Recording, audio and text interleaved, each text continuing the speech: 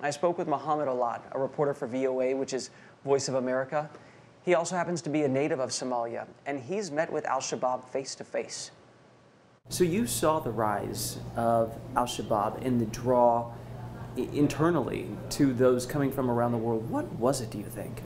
Well, basically the first time the group emerged as the Islamic Courts Union, and the Islamic Courts Union was supported by the Somali businessmen and the local people to retain the peace and stability to the country, and to function like a courts that provide legal services for the Somali people. So like constitutional or like Sharia? Like Sharia law. Okay. And then this group, Al-Shabab, were hiding within the Islamic Courts Union. And during this time, they were trying to build militarily. They were taking over the military bases. They were amassing weapons. And the Islamic Courts Union, which were local people and the local clerics, moderate clerics, find out that there are groups inside them, well armed, well prepared, who had agenda beyond what they were looking for. Have you personally had any interactions with people from Al-Shabab? Basically, on a daily basis, we were talking to them. I spoke to their spokespersons, I spoke to their leaders, I spoke to some of their fighters, and we were always asking questions about why are you fighting for? For what reason are you fighting against Somali government and the Ethiopians?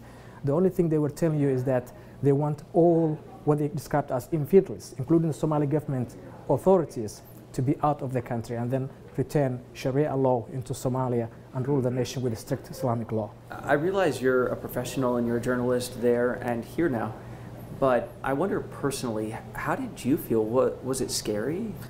Absolutely. I remember they were constantly calling us saying, we will kill you because you work for infidels, because I was the only English reporter in Somalia at that time. And then they called me several times and said, if you don't say this, we'll kill you.